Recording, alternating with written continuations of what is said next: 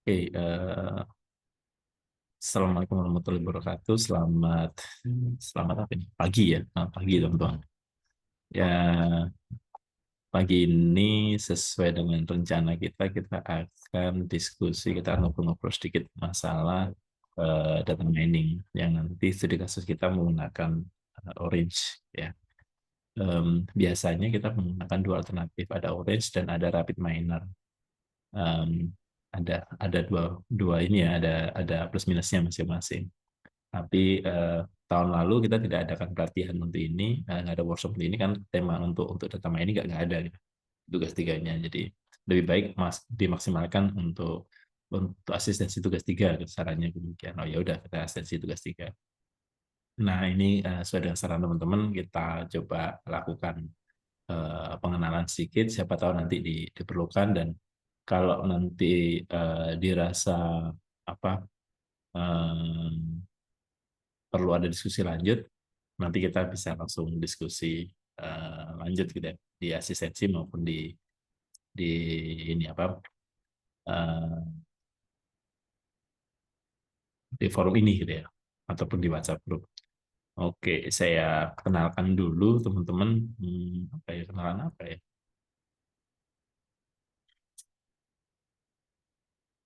Ya, kita main di data mining, mudah-mudahan nggak tertutup ya ini ya, layarnya nggak tertutup gambar. Kita akan berbicara masalah data mining gitu ya. Eh, ini ini kita mulai muncul diskusi terkait data mining karena memang eh, cukup banyak data yang dihasilkan dan kita mencoba untuk mengolah data yang banyak itu. Contoh misalkan data tweet, data konten Facebook gitu ya, data penjualan, gitu, ya, data transaksi. Nah, karena datanya besar, maka query sudah tidak lagi menjadi pilihan. Nah, sehingga perlu dicari cara yang semula kita menghasilkan informasi atau knowledge menggunakan sebuah query, kita menggunakan pendekatan data mining. Jadi sebenarnya ini hal yang apa ya? Kalau saya lihat sebenarnya dasarnya tidak terlalu rumit gitu. Ini seperti query tapi pendekatannya yang berbeda. Nah, berbeda halnya dengan nanti kalau kita akan masuk ke prediction gitu, sudah ada algoritma-algoritma yang paten gitu ya. Nah, itu baru kita akan kenal dengan teori dari algoritma itu.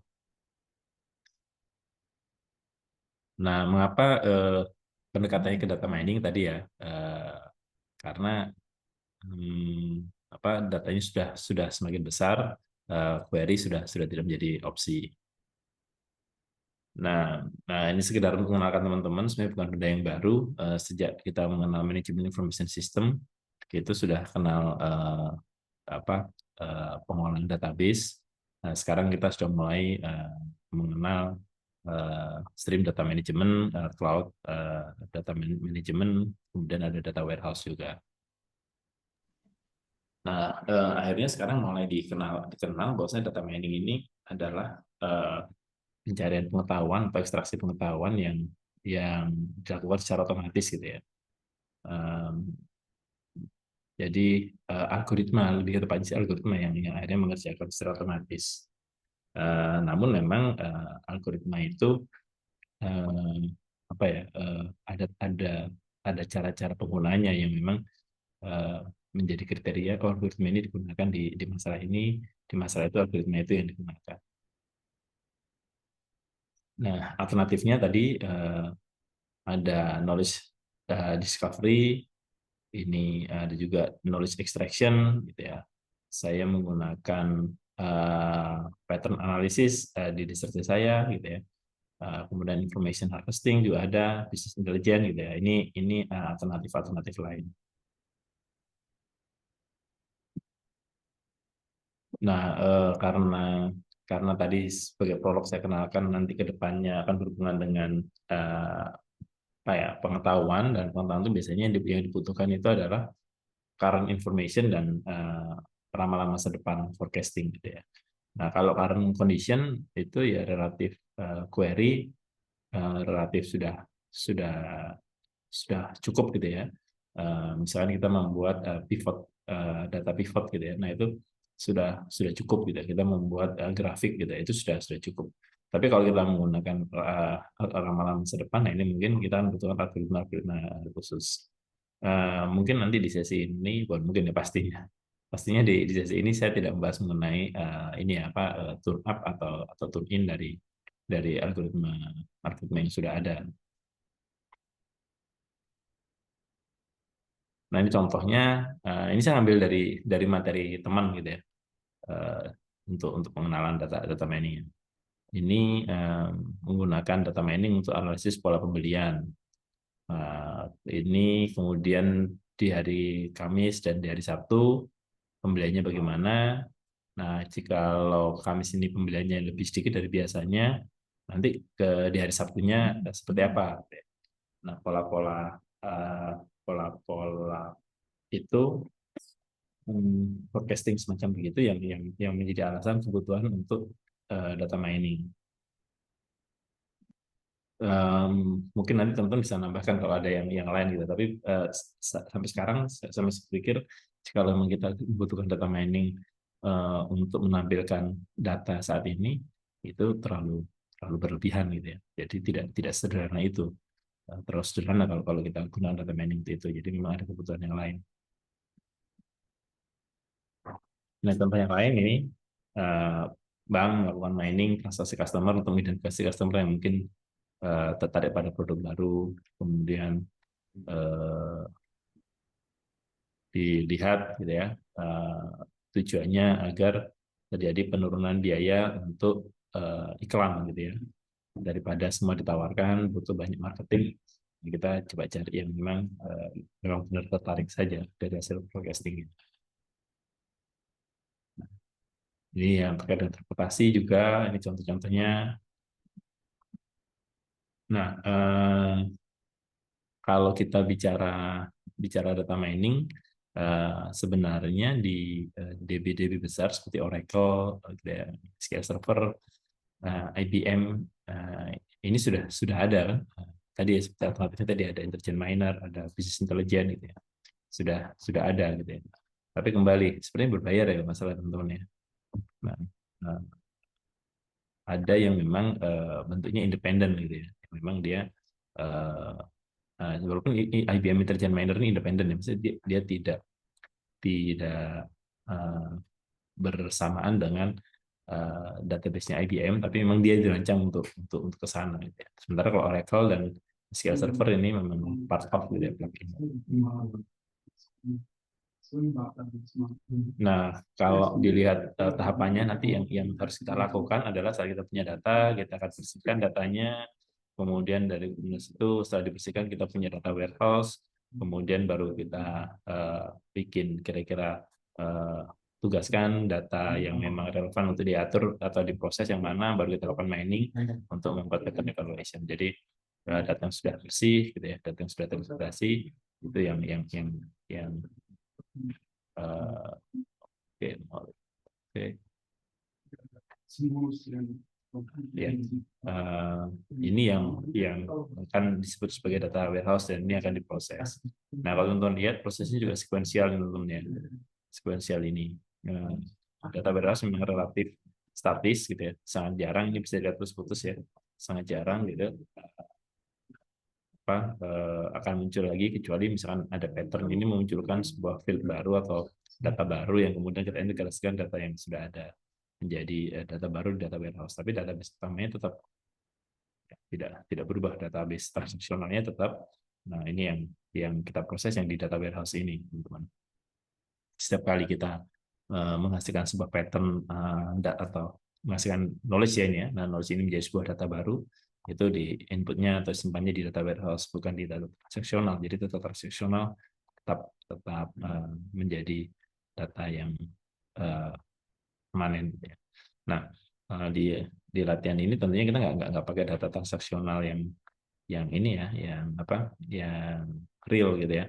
Kita akan pakai data yang memang walaupun transaksional, tapi memang dia bentuknya sudah di dump gitu ya, sudah di backup ke dalam bentuk CSV ataupun Excel.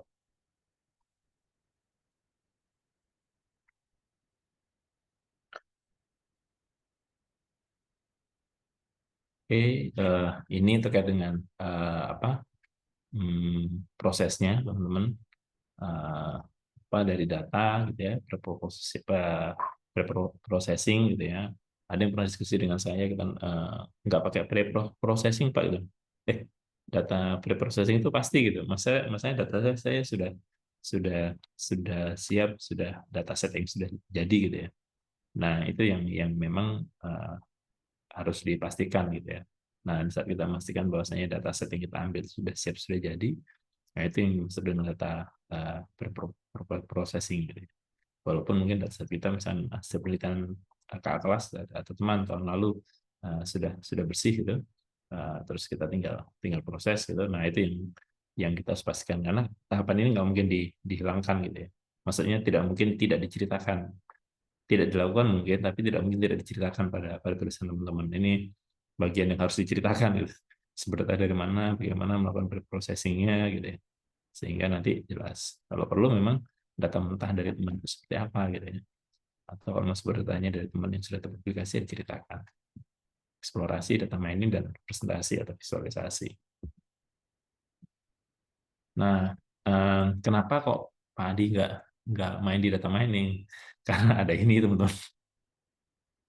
Saya kurang tahu teman-teman termasuk orang yang suka ini atau enggak gitu. Kalau saya enggak gitu ya.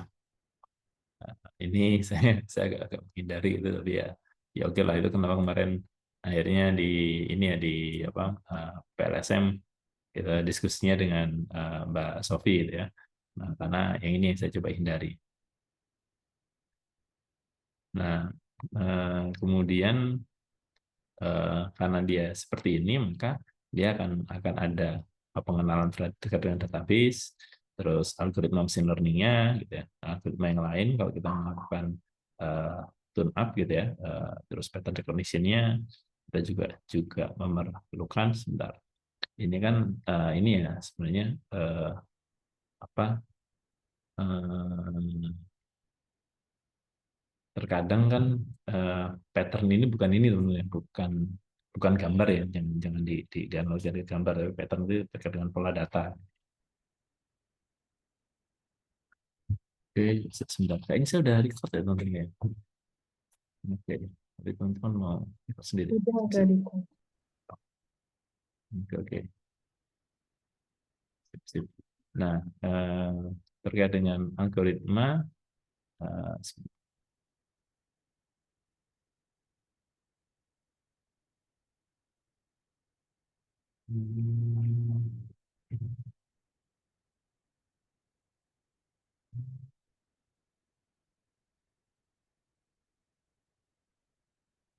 ya takutnya saya ada kendala jaringan, saya cari co-host dulu. Nah, oke, saya lanjut tentunya. Makanya tadi ada masalah, jadi saya nyari pause dulu. Nah, oke, saya lanjut. Nah, jadi ada gabungan dari sini teman-teman untuk bisa memahami dari kerjaan data mining kita. Oke, nah, tadi seperti yang saya sudah sampaikan, mengapa nggak menganalisis data secara biasa, tadi data yang besar, kompleks, dan terkait dengan pattern atau mencari pola, ini saya tidak, di pengalaman saya, query kayaknya nggak bisa ya.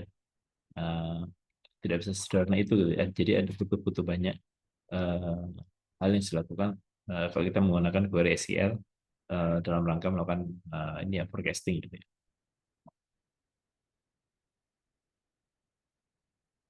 Data mining bisa dipandang sebagai sebuah data. Kalau kita lihat sudut pandang data, dia akan berhubungan dengan rasionalnya bagaimana, jelas. Kalau dari sudut pandang pengetahuan, kita harus tahu mau nyari informasi apa, gitu ya, tekniknya, gitu ya. Kalau kita menggunakan algoritma machine learning tertentu, atau kita menggunakan statistik tertentu, di Orange itu ada PLS, nanti bisa teman-teman coba, gitu ya. Apakah ini PLSM yang sama atau beda beda PLS gitu, teman-teman bisa bisa nyoba, dan kemudian penerapannya gitu, dari sudut pandang penerapan bisa bisa macam-macam. Nah, di latihan ini kita cari yang paling gampang ya, text mining gitu. Ada data yang sudah disiapkan teman saya dan ada data yang kemarin saya siapkan. Nah ini tadi yang deskriptif dan prediktif. Deskriptif ya memang bisa, tapi tadi ya seperti saya berikan prolog, mungkin kalau datanya itu tidak terlalu rumit, apa ya visualisasi biasa itu bisa gitu ya. Uh, tapi kita bisa juga deskriptif ini menyampaikan, menghadirkan informasi tertentu gitu ya, yang kita nggak bisa nggak bisa prediksi seperti apa ya informasinya.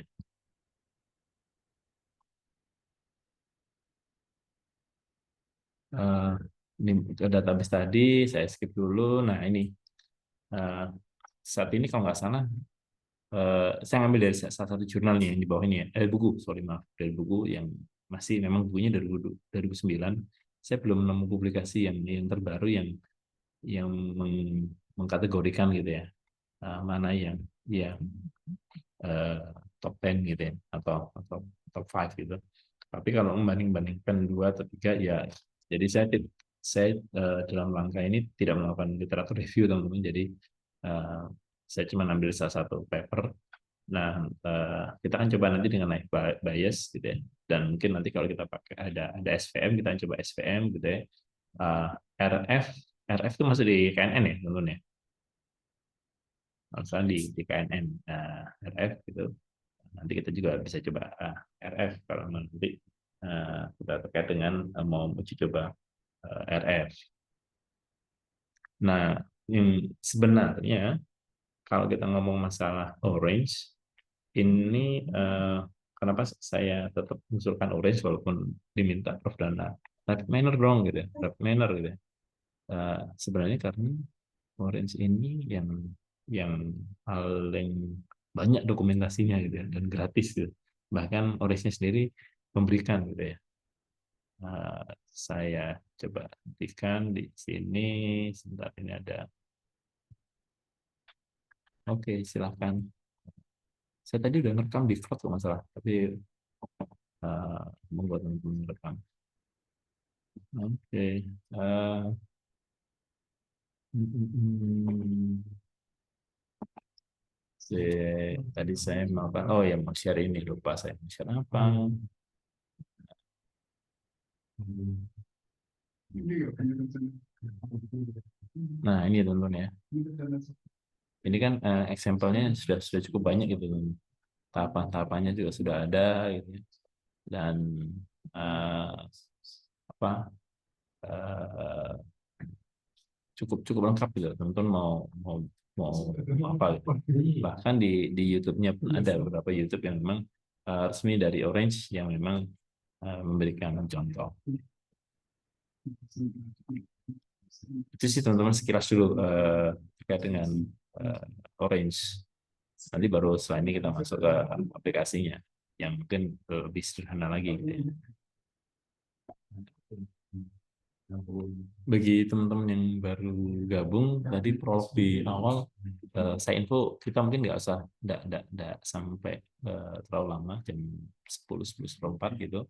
Eh, karena waktunya kan nanti ada siang juga ya teman-teman.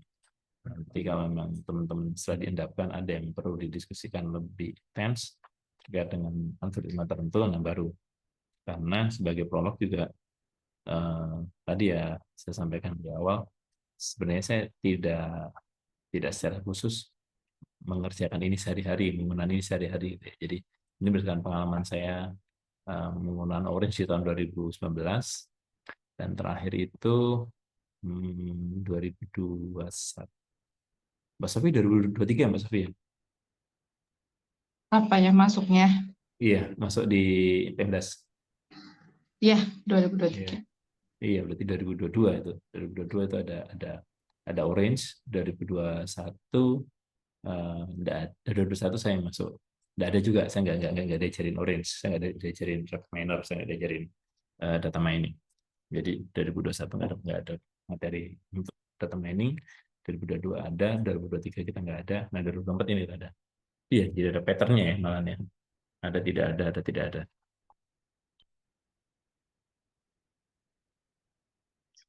Oke, kalau nanti ada yang mau ditanyakan, karena kebetulan saya pakai satu layar, eh, nanti langsung open mic aja teman-teman ya. Takutnya kalau raise hand saya nggak melihat kan kasihkan melihat layar.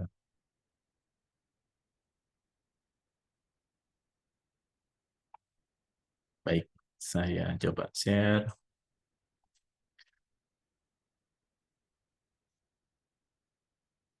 Ya, mudah-mudahan terlihat teman-teman ya. Nah, ini adalah antarmuka orange. Kalau tadi teman-teman eh, melihat yang di website tadi ya, yang di website tadi, eh,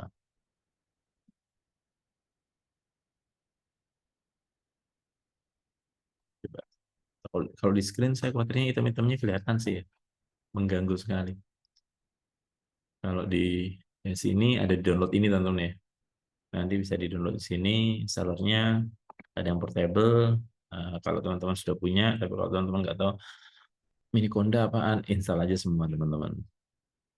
Tapi kalau teman-teman pakai yang portable, silakan portable ini karena dia ini apa eh, open source gitu ya, jadi eh, dia bisa langsung dipindah-pindahkan gitu ya. Jadi nggak perlu instalasi gitu teman-teman. Kalau ini perlu diinstal, ini nggak perlu instalasi. Jadi foldernya nanti diaktifasi, bahasa yang digunakan ada folder ini, nanti baru kemudian bisa digunakan. Anda pindah, Anda taruh di flash disk, kemudian nanti mau digunakan dieksekusi dulu, bahasanya nanti yang digunakan yang data yang di flash disk ini baru. Jadi bagian kurang storage di hard disk di SSD ya mungkin ini menarik.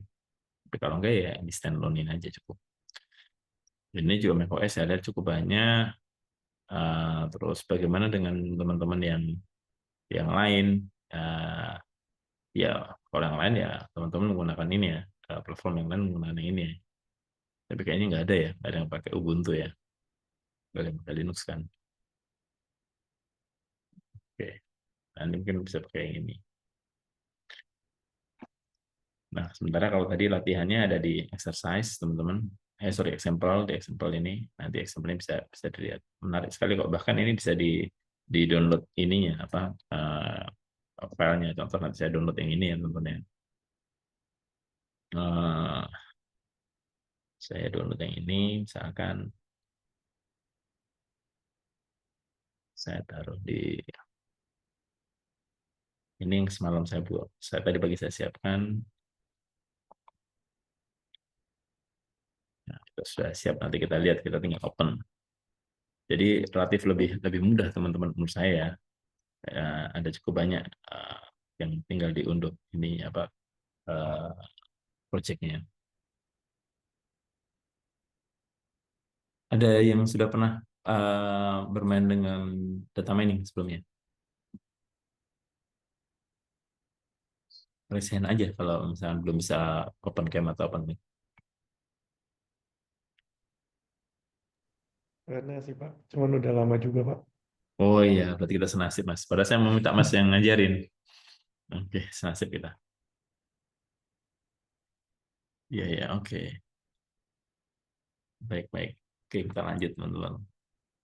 Berarti kalau saya ngomong apa aja ini ya eh, teman-teman terima aja ya. Tapi nggak apa nanti dikoreksi Mas Adam ya dari pengalaman Mas Adam seperti apa ya.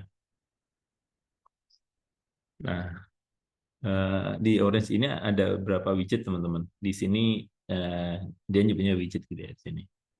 Widgetnya ini ada berkaitan dengan data, transform, kemudian visualisasi, model. Nah, ini tadi saya katakan model tadi ya.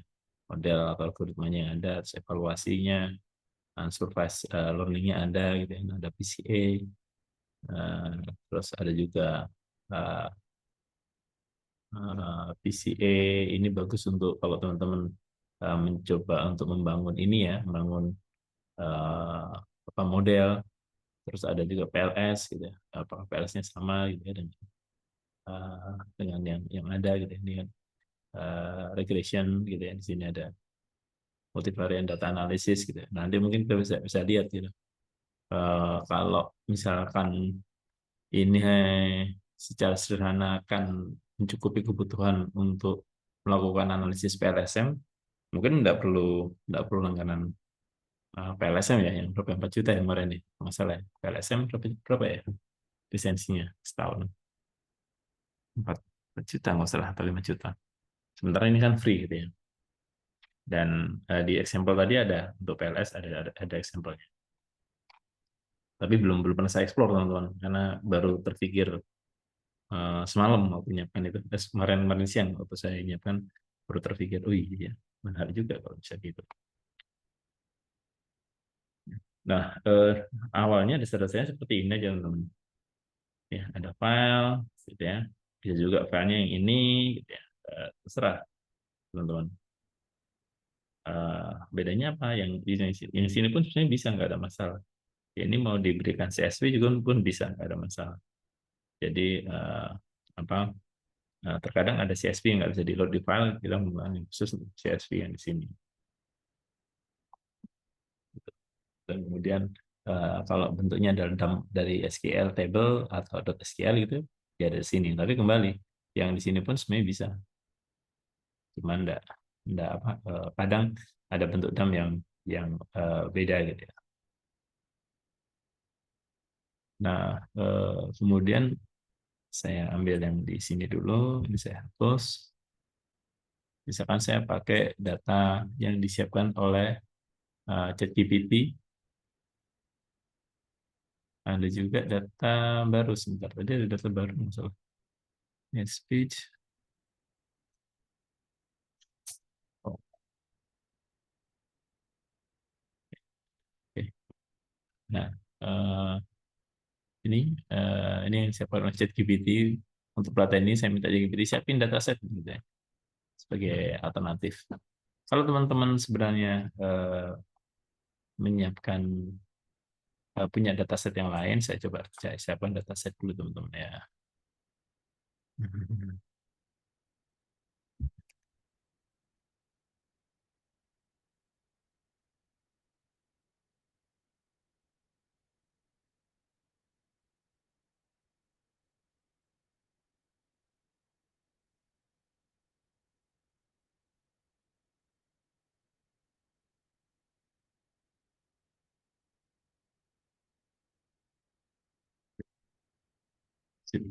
Saya sudah minta ChatGPT untuk membuatkan dataset pelatihan kita. Nanti kita lihat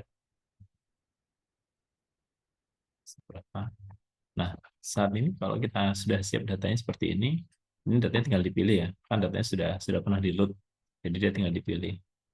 Nah, untuk visualisasinya sebenarnya cuma seperti ini aja teman-teman. Dikaitkan terus, nah sudah. Sesederhana itu.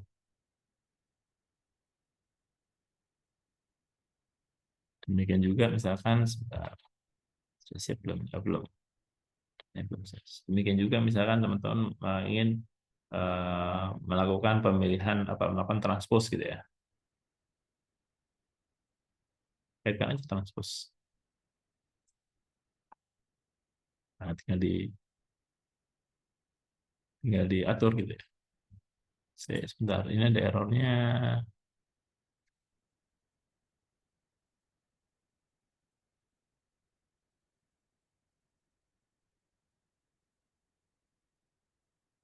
Automatic apply. Ini errornya ada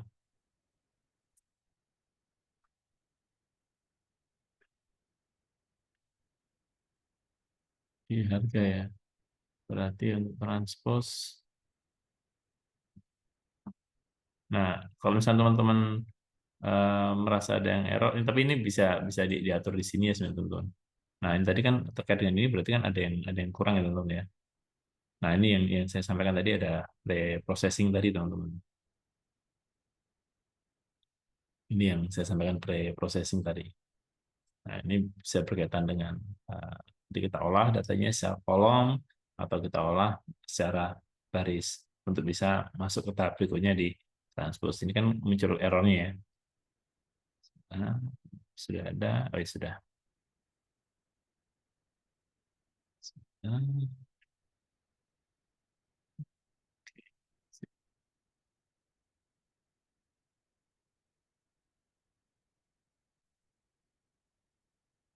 Nah, sekarang bagaimana kalau kita ganti datanya? Ini kan tadi sudah modelnya sudah jadi ya. Oke. Terus bagaimana cara penggunaannya? Misalkan sekarang kita load yang tadi kita ambil, open ini ya tadi ya.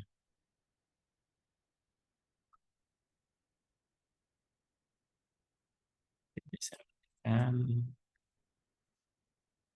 Oke, yang di sharing adalah yang berikutnya. Nah, ini dulu ya, sudah di sharing. Nah, ini kan muncul box-boxnya ini ya. Nah, ini menarik untuk teman-teman jadikan apa namanya?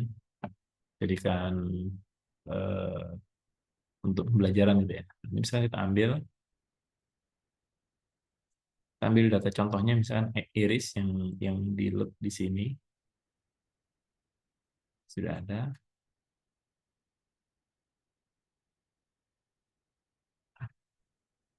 Nah, ini terkait dengan datanya, spasial data dari data iris tadi. Perlu dilihat. Saya jujur belum terlalu bisa baca data semacam ini, teman-teman. Ini tadi ya, visualisasi tadi ya. Tapi setahu saya memang dia ada berkaitan dengan ini ya. Ada apa di 3 kategori ini. Nah, dari 3 kategori ini sebarannya lebih banyak ada di mana. Seperti ini kan dia lebih banyak mengelompok ya. Sementara yang di sini menyebar merata yang 2 lagi. Nah, ini mengelompok. Jadi ada 2 kelompok besar. Kalau ditarik garis diagonal, dia lebih banyak di atas, yang 2 lain kumpul di bawah.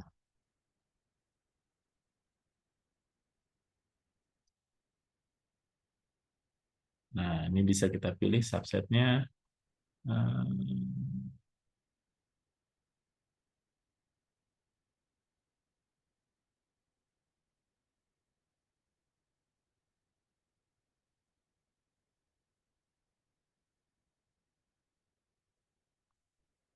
Visualisasinya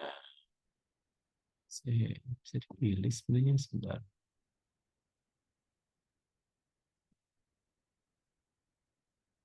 Ini nggak perlu kayaknya. Nggak ada ya. Oh, ini bisa ya.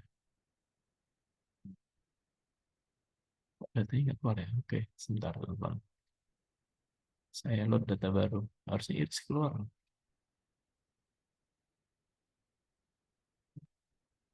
Saya pakai data mining.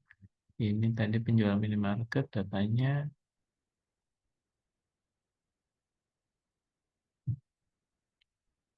apply, baru kemudian datanya nanti sudah diterima, jadi harus di-apply dulu teman-teman. Nanti dia akan melihat kolom mana yang akan dijadikan metadatanya. Nah, kemudian baru ini kebetulan dia hanya satu ya, jadi nggak cocok sebenarnya untuk yang tadi. Mana ini datanya ya? Harusnya tadi yang menggunakan iris tadi harusnya oke langsung. Oke, tadi nyoba malah enggak siap saya. Nyoba yang sudah saya siapkan dari kemarin deh teman-teman.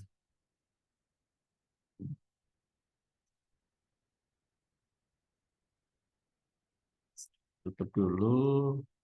Ini kebetulan karena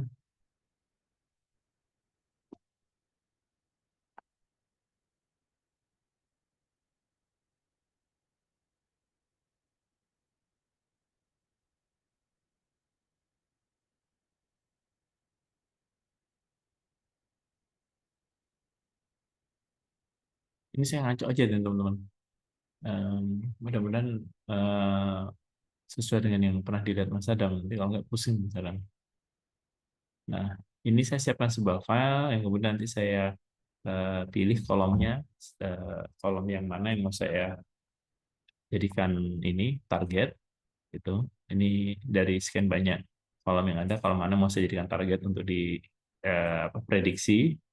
Di sini saya memilih kolom HS itu apa? Kita lihat di sini head speed ini ya, terkait dengan head speech. Ini saya pakai data riset teman saya, ada head speech dan ada abusive. Nah, kita akan melihat berdasarkan head speech, nanti abusive, Kemudian kita bisa juga menggunakan berdasarkan head speech individual, head speech group gitu ya. Atau kemudian head speech religion kita bisa kombinasikan. Misalkan nanti kita kombinasikan, tapi sekarang kita nggak kombinasikan dulu supaya eh, sederhana saja dulu. Nah, kemudian di sini saya pilih tadi ya head speech ya teman-teman ya. Nah, kemudian saya pre-processing di sini yang tadi pre-processing, kebetulan datanya sudah bersih.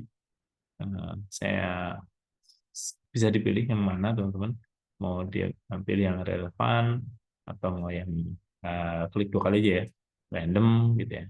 Nah, saya kebetulan input missing value, saya remove row with missing value. Ini bisa lebih dari satu teman-teman, tadi sudah lihat ya, bisa tambah gitu ya, bisa lebih dari satu. Saya ambil satu saja, walaupun kalau dilihat datanya sudah bersih karena ini data riset teman saya gitu ya,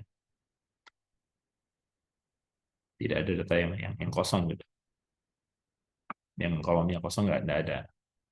Ini kelihatan teman-teman ya tabelnya ya? Enggak, Pak. Ini masih yang kayak flow-nya Bapak sih, Pak. Oke, sip. Berarti saya share desktopan, terus saya tadi kayaknya tidak ada yang tertarik ini. Mudah-mudahan ini item-itemnya tapi ganggu ya ini. Tetap ada kelihatan teman-teman di atas ya. Yang biasanya itu audio, berkaitan dengan audio partisipan ini. Menu Zoom-nya itu ganggu itu di atas keluar ya. Keluar nggak teman-teman? Enggak, Pak. Nggak ya? Oke, Aman, aman ya. Pak. Sip. Sip. Nah, baik. Nah, ini lebih enak. Nah, tadi kayak gitu. Ini kalau kita lihat, nah dia bisa nanti saya contohkan lagi berarti untuk upload data yang baru. Nah, ini kemudian datanya sudah saya upload. Kalau belum, ini bisa saya reload lagi ya.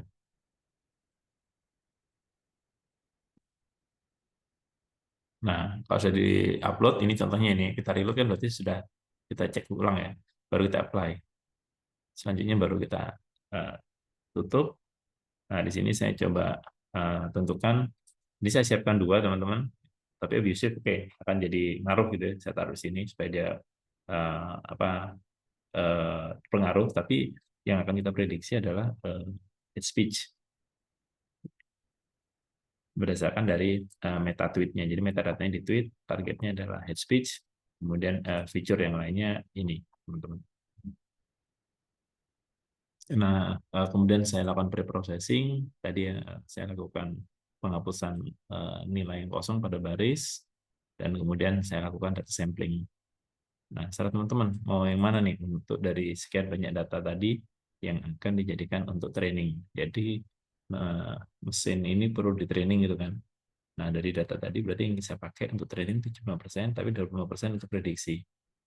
Jadi dari total data ini, berapa ini berarti total datanya? 13.200K, 13.169. Ini 70% saya gunakan untuk training, sementara sisanya 20% saya gunakan untuk naive biasnya atau machine learning-nya. Ya, gitu teman-teman ya. Terus yang kedua udah saya nggak melakukan yang lain. Nah, ini Bootstrap ada. Ini juga yang saya sampaikan tadi, Bootstrap ini kan berkaitan dengan data sampling ya teman-teman ya. Jadi kemarin minggu lalu kita sudah dengar kata-kata Bootstrap. Kalau yang teman-teman belum tahu Bootstrap-nya apa, nah ini mungkin menjadi trigger gitu. Oh, ini Bootstrap ternyata data sampler toh, gitu ya. Nah, kalau di kami yang di mahasiswa doktoral memang ada diskusi terkait dengan pembimbing berkaitan dengan PLSM gitu ya, yang dianggap kurang akurat oleh beberapa orang dosen karena ya bootstrapping gitu ya, karena ada data sampling gitu ya. Seharusnya ya memang utuh data yang besar. Oke, tapi kembali lagi sini, ini saya cuma ambil sini aja sampling data proporsionalnya yang saya ambil gitu ya. Ini saya pakai deterministic sampling gitu ya. Boleh teman-teman mau pakai ini gitu ya, boleh. Kalau sudah berarti teman-teman sampel data. Oke, dapat ya ini ya, 9.807 sampel data. Oke, nah dari situ ini sudah di training nih. sampelnya kemudian ditaruh di sini. Sampelnya diolah dengan naive Bayes, ya, di name-nya naive Bayes. Dari situ baru learner-nya diambil. Jadi ini tidak ada parameter yang diisi, teman-teman. Ini otomatis dilihat. Dan kemudian baru nih test and score. Nah, kalau teman-teman lihat di sini ini kan cuma satu ya, teman-teman ya. Kalau diklik 2 kali, nah dia bisa nih diatur mau yang mana. Nah, ini juga demikian, bisa diatur mau lari kemana. Tapi nggak ada pilihan memang. Nah, ini ada ya, ada remaining data, mau masuk ke naive Bayes atau data samplernya. Nanti dia kan naive Bayes kan di train dulu dengan data sampler, kemudian baru hasil pembelajarannya dikirim ke test and score. Ya, ini kan.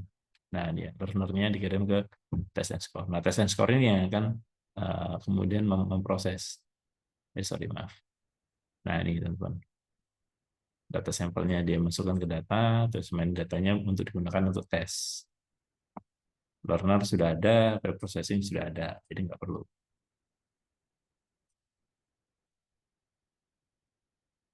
Sudah, teman-teman. Nah, ini yang menarik gitu ya. Tingkat tingkat kepercayaannya gitu, akurasinya dia full gitu ya, penuh karena mungkin head speech gitu, jadi lebih mudah. Tapi nanti kalau kita melihat abusive, itu mulai tuh variasinya muncul. Demikian juga terkait dengan confusion matrix. Nah, kan yang kita lihat sebenarnya tingkat kepercayaannya di sini, teman-teman. Tingkat yang aktualnya bagaimana, prediksinya bagaimana, yang false dan yang true gitu ya. Nah, dari sini sebenarnya kan tingkat aktualnya tinggi gitu ya. Tingkat kan yang dilihat di sini yang orange. Nanti kalau saya ganti yang kolomnya saya ganti, mungkin akan berubah, teman-teman. Bukan mungkin, memang berubah. Nah, ini ya, tapi saya masukkan preprocessing tetap. Nah, ini dilihat preprocessingnya yang mana, nggak ada yang dihilangin kan, teman-teman, tetap dia 13,2, nggak ada yang hilang. Data samplernya diambil, sudah, kemudian learner. Nah, ini mulai kelihatan kan, teman-teman. Jadi abusive itu kata-kata apa ya? Kata abusive itu kata-kata apa ya? Uh, apa ya, abusive ya?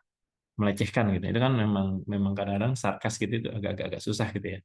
Beda dengan hate speech yang memang sudah lebih jelas. Nah, kalau dilihat di confusion matrixnya, nah ini udah mulai kelihatan. Nah, data yang di uh, orange ini, purple ini lebih besar. Kalau kita prediksi, dan ini berkaitan dengan aktualnya gitu ya. Nah, aktualnya itu memang yang menyatakan bahwasannya dia nol, ini berarti ini ya, nol ini berarti yang memang bukan ya, yang satu ini yang iya, dan yang nol bukan, dan ini satu yang iya. Nah, dari sini angka untuk memprediksi secara aktual gitu ya, secara aktual bahwasanya dia secara aktual dia bisa digunakan untuk memprediksi abuse, tapi secara prediksi uh, dia lebih cocok digunakan untuk memprediksi apa lebih cocok lebih lebih cocok untuk memprediksi yang bukan gitu ya. Ini kan kalau dilihat kan ini ya, ini kan berarti kan dia lebih cocok untuk aktual ya ini ya. Memprediksi ini kan satu berarti iya, ini satu. Nah, ini kan angkanya cukup besar. Jadi dia cocok untuk memprediksi, tapi memang nilainya lebih cocok untuk memprediksi yang bukan. Jadi baik secara aktual maupun secara prediksi, dia bisa digunakan untuk naive Bayes ini bisa digunakan untuk memprediksi hate speech dengan tadi ya konfigurasi yang tadi sudah kita buat. Nah, ini prediksinya.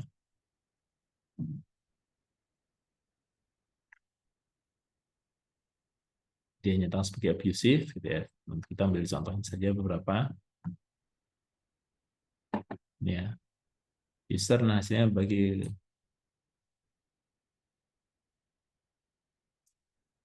siapa yang bilang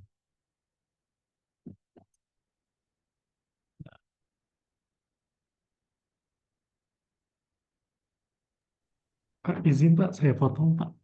Oh iya, silakan Mas Sadam. Ini kan Bapak ada tweet tuh Pak. Itu Bapak labelingnya manual atau gimana? Oh, labelingnya. Sebentar, saya Hmm. sana ya. Atau ada di Orange juga? Oh, labelingnya ini kebetulan sudah di labeling oleh teman. Jadi dataset yang sudah jadi, dataset yang sudah siap, labelingnya sudah ada.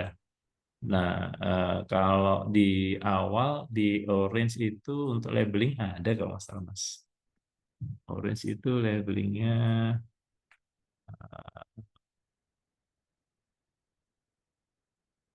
sorry, di sini nih, di transform ini. Saya labeling atau?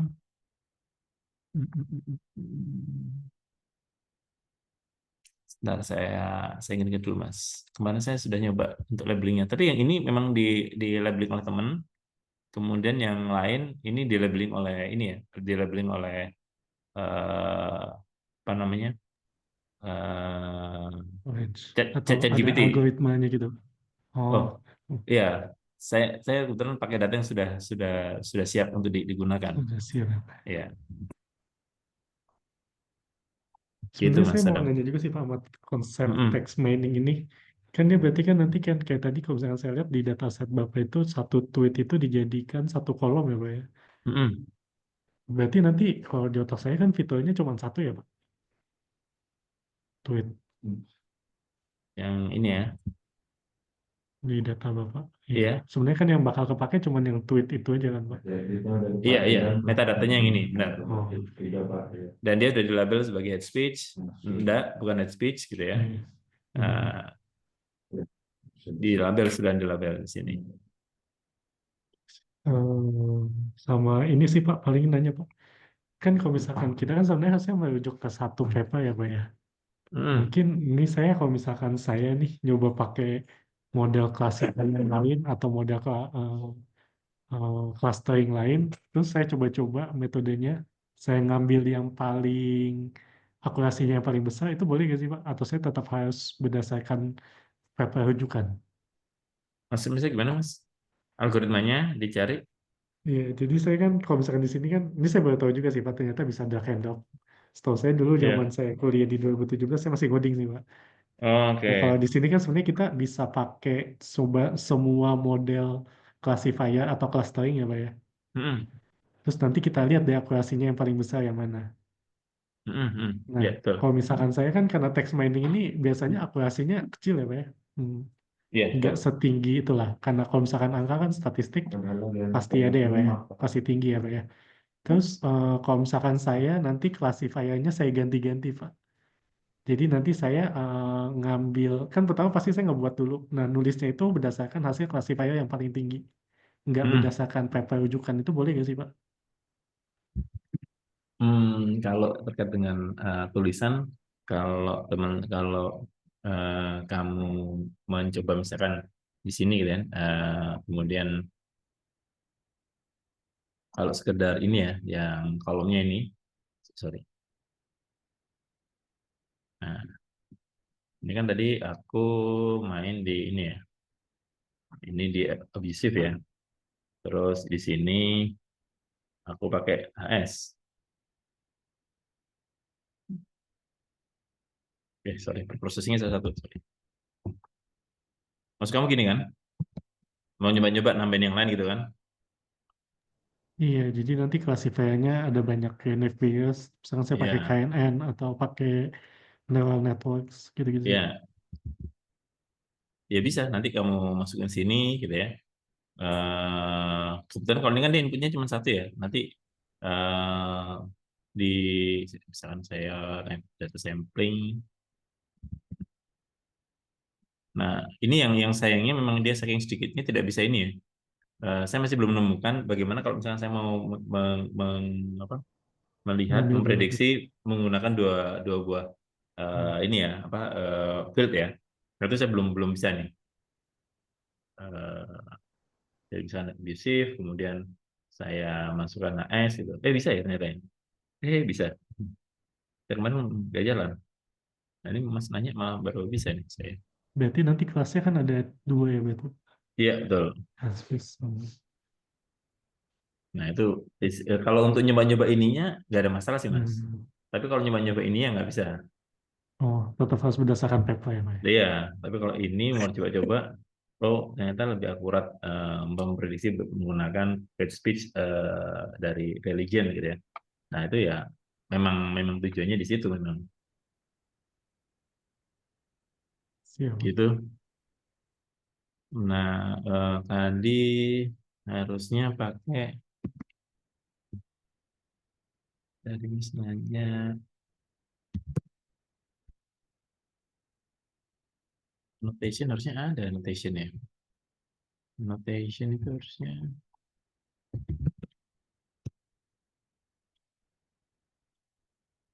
bisa pakai annotation saya Mas. Untuk ini ya, untuk mengklasifikasikannya, itu saya pakai anotasi.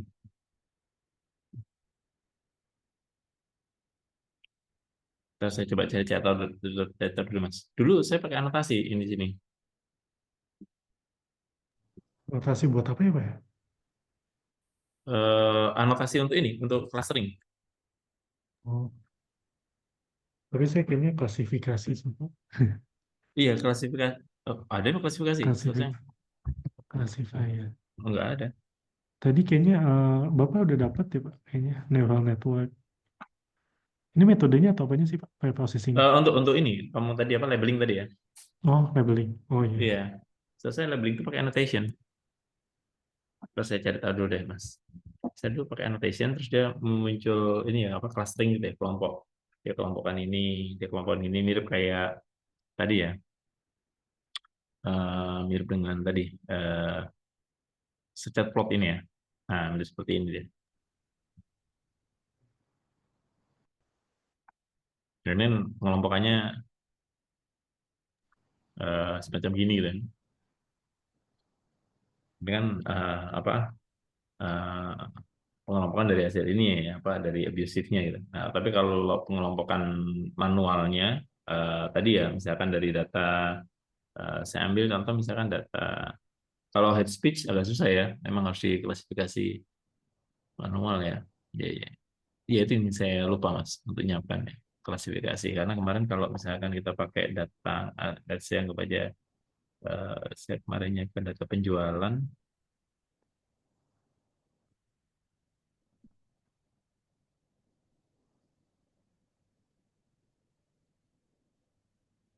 ya ini nanti di yang misalkan kita lihat misalkan dari nama produk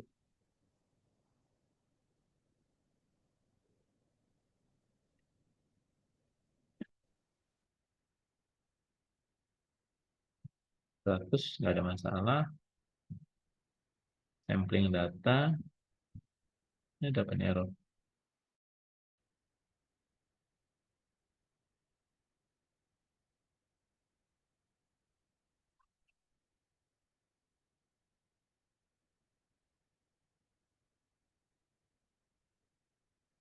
Ya. The list populates class in Y has only one member. Ya, ini nggak ada masalah Kayaknya karena ini. di datanya deh, Pak. Datanya Iya, cuma ada datanya terus sedikit ya. satu, ya terus sedikit buat satu kelas. Mm. Iya, sama ini terus sedikit juga ini. Ya, apa? Ini sama modelnya nggak saya ubah teman-teman ya. Kecil sini. Jelek ini. Nah, kan jelek. Tidak terlalu bagus kan naik bias untuk digunakan memprediksi penjualan untuk ini ya prediksinya ya. Nah ini prediksinya seperti ini. Tapi simpulannya kalau dari sini kalau tadi dia cocok untuk uh, memprediksi dari hasil confusion matrixnya tadi dia cocok untuk memprediksi hate speech dan abuse speech. Nah kalau kita ingin memprediksi dari penjualan, nah dia nggak cocok nih. Sorry, cocok ya ini ya untuk perawatan ya. Tapi untuk elektronik, makanan, minuman, dan pembersih nggak cocok. Tapi memang ada kemungkinan datanya sedikit tadi ya, kata Mas Adam tadi. Nah, itu contoh teman-teman.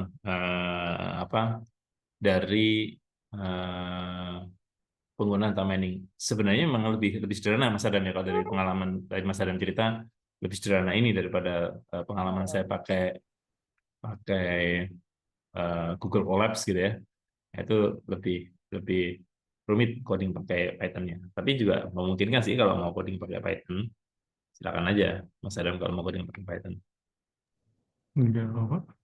Terima kasih sudah mengenalkan saya sama Orange. Sama saya nanya Pak, berarti kalau misalkan nanti hasil klasifikasi saya itu jelek, misalnya di bawah 50, 60 itu tulis saja nggak apa-apa ya Pak ya? Oh, nggak ada masalah. Kan nanti tadi Nggak simpulannya ada kan. masalah. Ya Dan ini kan. rekomendasinya nanti di endingnya tidak cocok gitu ya Pak ya, menggunakan metode Iya, sekian. iya.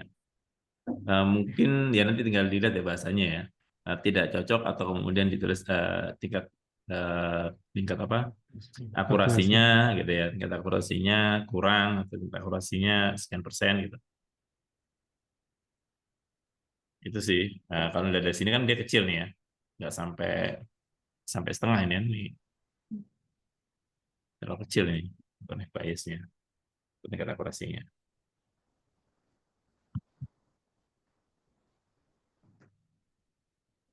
Itu teman-teman, itu kenapa apa di beberapa sesi saya ini apa, saya agak ini data mining mau disampaikan enggak, tapi karena apa kebetulan kita juga ada sesi pagi sama sore nanti, jadi ya saya pikir ya eh, nggak ada masalah lah walaupun kita cuma 1 jam atau 1,5 jam. Tadi saya kasih prolog kan teman-teman. Saya mungkin hanya bisa sampai jam 10 atau 10 lebih gitu karena harus ada yang di check up lagi.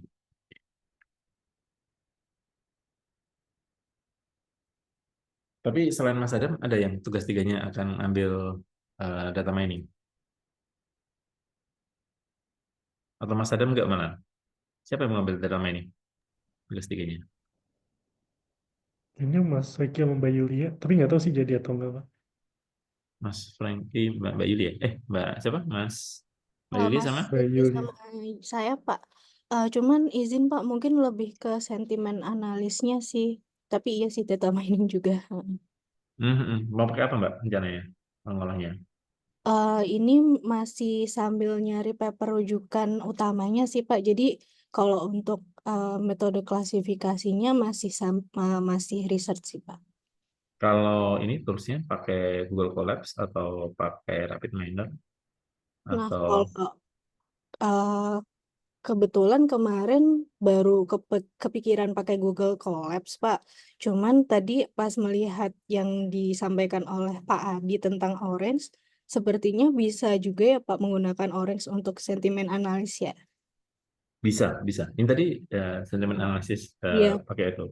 Dan Oh, dari data tadi barusan ditegur sama Mbak Sofi, datanya kok data ini head speech gitu.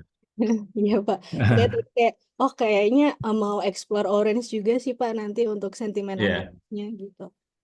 kemarin saya coba bandingkan dengan data yang sama dengan teman yang melakukan penelitian tesis seperti ini gitu ya. Eh, eh, dengan metode yang ini hasilnya mirip, intinya simpulannya sama walaupun persentasenya beda ya, tapi Hmm. simpulannya sama Mas ya. Jadi eh, yang bersangkutan pakai Google Labs, eh, eh ini Pak, eh, lagi diomongin orangnya datang. Nah, apa dari hasilnya eh, sama ternyata simpulannya. Jadi sama sih dengan yang Mbak Yulia tadi sampaikan. Sepertinya lebih lebih mudah kayak Orange. Kemarin siapa ya? Kemarin sih sempat baca kalau di apa paper kan ada yang pakai Indobird, Mbird itu ya Pak. Cuman sepertinya akan lebih susah kalau ngoding di Google Colab-nya. Jadi mungkin nanti saya sama Mas Riki mau explore tentang Orange ini dulu sih Pak. Nah, kalau terkait dengan yang tadi ya, Pak Indobird, algoritma itu memang memang ini ya. Itu ya algoritmanya kan? Iya, Indo Iya. Mbert buat klasifikasinya Pak. Kalau Indobert-nya kalau nggak salah dipakai di pre-processing-nya gitu. Seingat saya. Nah, itu sayangnya tidak didukung di Orange ya. Oh, Iya, aku ntar aku cari tahu deh. Kalau ada ntar aku cari di grup. Seingat saya kemarin saya nyari itu cuman cuman ada beberapa tadi kan ada ya di ya tadi ada beberapa yang sudah muncul. Nah, ini kan dia cuman beberapa ini Mbak. oh Eh, iya. dia di sini kan SVM, ANN. Iya, klasifikasi sama clusteringnya ya Pak. Ya. Mm-mm. Ya, opsinya memang tidak banyak. Tapi nanti saya coba deh, ada nggak yang pakai bird ya di Orange? Iya Pak, nanti kami juga coba ekspor juga Pak. Siap. Terima kasih Pak. Yuk, sama-sama, sama-sama. Ya kalau kalau gini kan kata teman saya jadi menurunkan ini ya, grade data scientist ya. Soalnya tinggal klik yang berat. Ada nggak sih memang Orange tadi ini cuma mudah tapi terbatas, teman. Tidak semua bisa bisa di cover. Pak Pras mau tanya Pak, Ya, yuk silakan Mbak. kalau untuk Orange ini dia ada ketentuan populasi yang harus apa untuk mendapatkan hasil yang akurat itu ada ketentuan populasinya itu harus berapa gak sih Pak, kayak PSL apa PLS PLSM kemarin kan ada ketentuan ukuran sampel minimumnya itu kan ada aturan 10 kali ya, 10 kali Mhm. indikator. Nah, kalau Orange ini untuk mendapatkan hasil yang akurat itu ada ketentuannya nggak sih, Pak? Terima kasih. Oke. Nah, sebentar. Jadi kita ke mana ya tadi ya? Nah, ini.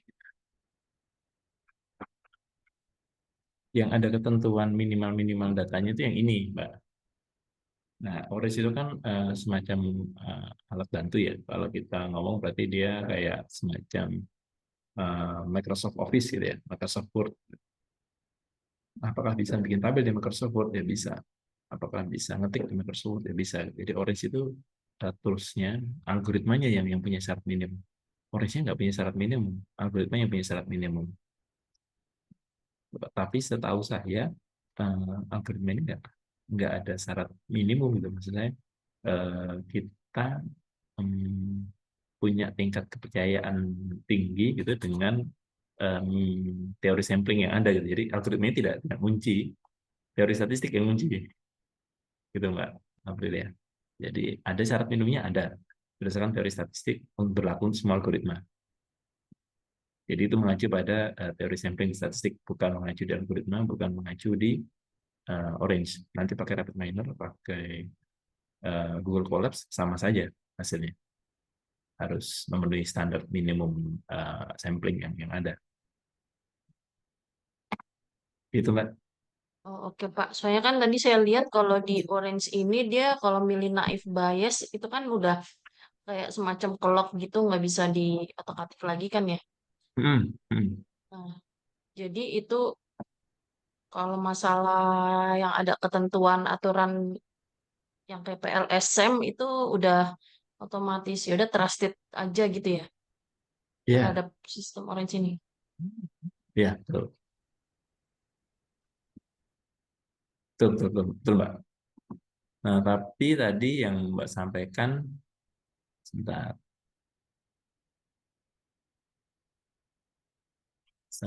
ini udah kelihatan Mbak? Udah ya? Masih PPT ini kelihatannya. Saya share desktop deh.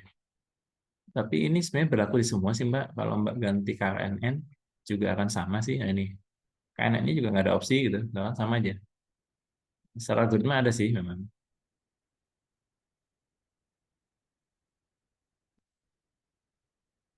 Nah, jadi ini kan ini kita membandingkan ya algoritma naif bias dibandingkan dengan algoritma KNN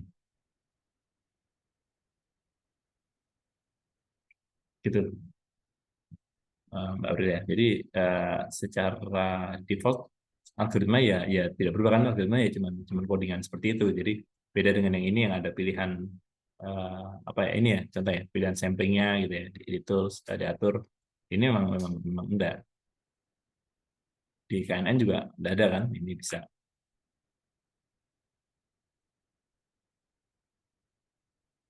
Itu sih Mbak, kalau dilihat ke confusion-nya, Ya, ya, Pak.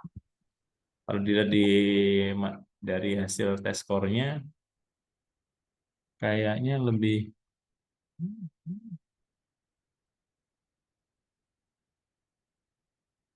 akurat yang pakai knife bias ya, daripada pakai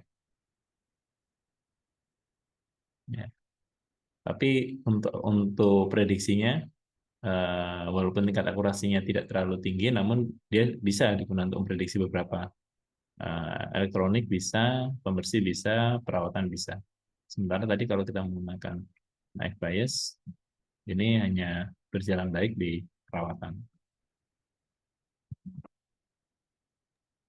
Izin bertanya Pak, Yuk, silakan Mas Rigi. eh, kalau orange ini kalau di tahap pre-processing itu kan misalnya ada kayak fase normalisasinya, dia bisa ini Pak, kalau misalnya ke teks Indonesia itu dia apakah kita harus masukkan library lagi misalnya kayak sastrawi kayak gitu Pak, atau di orange ini udah bisa untuk otomatis gitu ke Indonesia gitu Pak. Nah, penerjemahan Indonesia itu kan berkaitan dengan labeling tadi ya, Mas Riki ya. Nah, tadi kita belum ketemu nih metode labelingnya. Saya belum menemukan metode labeling di sini. Jadi labeling ini nggak jalan nih di Orange. Tapi setahu saya dulu 2021 itu, waktu saya 2022 itu, waktu saya ngajar Orange itu ada annotation itu sih. Jadi kalau tadi bahasa Indonesia itu berkaitan dengan detection kan, itu labeling kan. Nah, yang tadi kita ngobrol dengan Mas Sadam tadi, nggak nemu nih labelingnya. Nanti saya cari deh labelingnya. Mudah-mudahan dapat metode labeling. Kalau metode labeling dapat, nyaman ya. Ya, tapi di luar labeling juga kan misalnya kalau di tweet itu kan kan ada tahapan misalnya kalau di stemming atau apa itu Pak. Nah, itu biasanya kalau kita itu pakai apa misalnya NLP atau library luar kalau misalnya kita di Google Colab gitu Pak. Nah, itu di di di Orange apakah dia bisa langsung mendetek seperti itu Pak. Jadi tahap preprocessing ini udah udah bisa langsung ngedetek untuk lanjut ke misalnya tahap labelingnya lagi gitu Pak. Atau misalnya apakah lebih mending misalnya kita langsung di luar aja dulu eh, processingnya atau labelingnya itu baru nanti lanjutnya di apa di Orange gitu Pak untuk misalnya langsung gitu klasifikasinya. Oke, aku belum membandingkan nanti hasil pre-processingnya dari teman sama dari saya. Nanti kita bandingkan. Tapi dari hasil outputnya, hasil akhirnya sama. Gitu ya. Jadi kalau kita tadi saya di sini, saya sampling datanya, dia sudah jalan. Nah, ini hasilnya sama ini. Bentuk seperti ini sama. Tuh, ini berubah ya dia.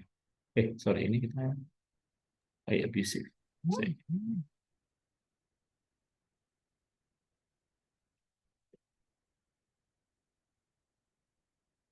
Ini berubah ini. Kita proses. Oke. Ya, nah, ini sama nih. Nanti saya cek ya. Tapi hasil prediksinya ini sama ini. Sorry, hasil confusion metricnya sama dengan test score-nya. Walaupun tidak sama persis angkanya, tapi depannya mirip ini. Tapi saya cek processingnya bagaimana.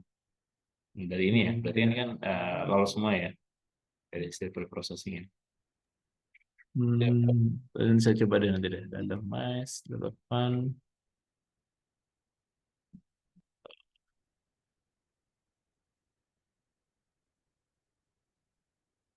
Iya, nggak ada dia. Terus saya nggak ada, saya nggak pernah sih. Iya, Mas nanya baru mau saya terpikir bahasa Indonesia ya. Terus saya coba saya cek perbandingan. Karena saya nyoba sama naik sama beberapa teman-teman yang biasa ini memang ini ya apa belum pernah pakai ini.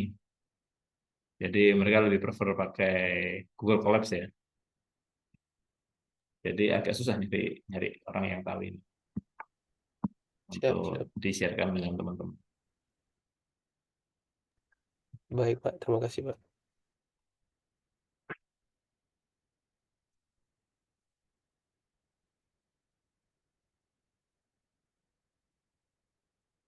Oke deh, itu teman-teman. Sepertinya mohon maaf kalau kurang menjawab, tapi PR saya berarti dari sesi ini terkait dengan nanti ya, labeling, sama yang kedua akurasi dengan bahasa Indonesia tadi. Ada yang lain yang belum kita bahas tadi, yang masih pending. Mas, aku mau nambahin ya. Oke, mau Mbak. Iya, ya teman-teman. Tadi kan terkait apa ya? Saya nyimak banget tuh terkait sampling yang pertama. Baik data mining maupun tidak itu tentu semakin banyak sampelnya semakin bagus. Saya ada ya biasanya kemarin tuh saya lupa ya waktu PLSM tuh saya lupa namanya. Ternyata hari ini saya ingat. Teman-teman bisa cek rumus Lovin kalau teman-teman memang ingin menggunakan pendekatan statistik ya dalam penelitiannya. Nah, tadi saya koreksi ya, PLSM itu bukan tools, dia itu adalah algoritma. Sedangkan toolsnya yang kemarin kita bahas itu namanya Smart PLS. Nah, di Smart PLS pun itu bukan apa namanya, ada ketentuan datanya bukan. Yang saya sampaikan 10 kali jumlah variabel variabel kemarin itu bukan ketentuan dari tools-nya, tapi memang itu konsep statistik dari algoritma PLSM-nya seperti itu. Ya, jadi PLSM itu nama algoritma, sedangkan tools-nya adalah Smart PLS.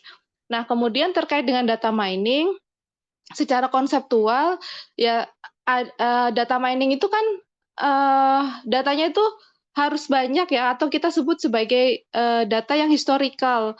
Kalau misalnya kita menggunakan data transaksi itu ya tidak bisa kalau hanya menggunakan data 1 tahun saja, berapapun jumlahnya. Ya, jadi kalau untuk mendapatkan pola yang lebih bagus, ya data historical paling nggak minimal 5 tahun terakhir. Nah, itu maksudnya itu terkait dengan konsep dasar banget ya, terkait dengan data mining. Jadi, kalau kita menggunakan data mining, tentunya kita tidak bicara tentang jumlah sampelnya berapa, ya, tapi jumlah datanya itu ya harus historical. Karena apa? Karena kita mau mempelajari suatu pola dan menggunakan data itu untuk training.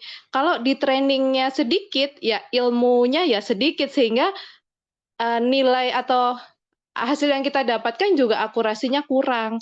Nah, konsep dasarnya mungkin seperti itu ya. Jadi, kalau data mining ya kita nggak bisa hanya menggunakan sedikit. Misalnya saya mau narik data Twitter seminggu, dianalisis bisa nggak? Ya bisa aja, cuman akurasinya mungkin ya akan kurang sekali gitu. Tapi kalau misalnya datanya historical, misalnya data Twitter 5 tahun gitu ya, nah itu mungkin akurasinya akan jauh lebih bagus. Jadi, itu mungkin perbedaan antara data yang digunakan untuk data mining sama data yang digunakan untuk analisis statistik. Ya, yang statistik bisa cek biasanya banyak yang menggunakan rumus Lovin ya, teman-teman cek sendiri ya, banyak di internet, ininya. Nah, kemudian yang kedua, terkait dengan kembali lagi ya, bahwa Orange itu adalah tools, ya apapun tools-nya, kita harus tahu tujuan kita menggunakan data mining itu untuk apa. Ya, jadi nggak bisa kita punya data terus bisa dicoba-coba, saya mau klasifikasi, saya mau clustering, itu kalau menurut saya ya, maksudnya basic-nya dulu kita tujuannya apa. Kalau misalnya kita sudah punya label, oh berarti kita klasifikasi. Ya udah kita fokus di tools-nya itu main klasifikasi. Tapi kalau kita tidak tahu labelnya, tapi kita ingin menemukan suatu label, ya berarti kita pakainya yang clustering gitu. Nah, jadi tergantung dari tujuannya, kembali lagi itu hanyalah tools, tapi konseptual terkait dengan data mining itu sendiri ya kita harus kuasai sehingga kita bisa identifikasi tujuan kita apa, mau pakai algoritma apa sehingga akan mudah menggunakan tools-nya. Nah, mungkin itu ya Mas Adi dari saya. Terima kasih.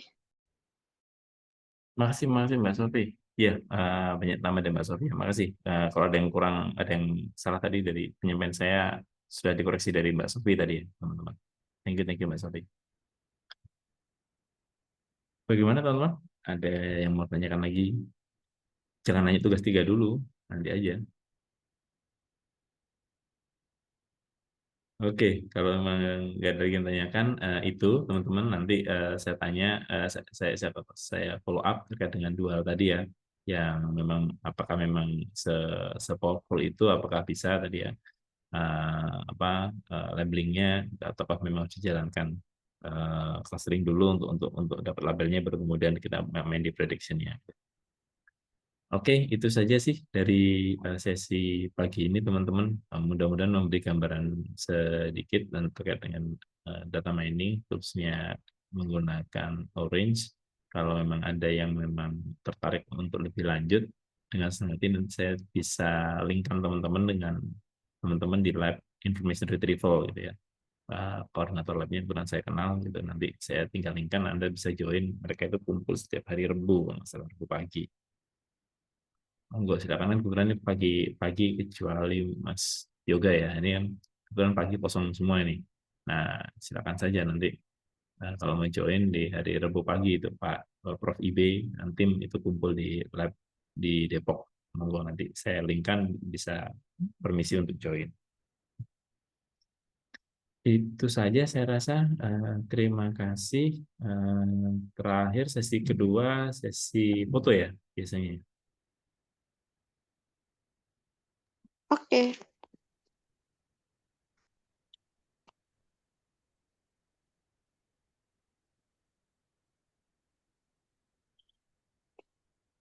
Seger-seger nih Mbak Sofi, soalnya nggak kerja nih. Enak banget dah. Masih kerja Mas ini Mas. Oh, masih Mas Chandra? Masuk? Masuk Mas. Oh, kirain kalau yang Kominfo semua wajib kosong. Kominfo juga kan Mas Chandra? Iya di Kominfo Mas. Beasiswa Kominfo Beasiswa kan Mas ya? Kominfo, kerjanya Iya. di Kominfo. Oh, karena itu ya. Ini lagi menerima audiensi dari BKN Mas Iqbal sama Mas Hadam Mas di Bakti Mas. Oh, oke. Mantap. Ada Kami audiensi. lagi studi tiru sih. Oke, di Komdigi ya. Oke, saya hitung teman-teman ya. Ini tinggal Mas Kukuh, tapi kita lanjut sama Mbak Kurnia. Oke, sip, mantap. 1, 2, 3. Oke, teman-teman. Terima kasih, teman-teman. Kasih. Terima kasih Perhatiannya. Bapak. Kuku kok mulai apatis ku buka kamera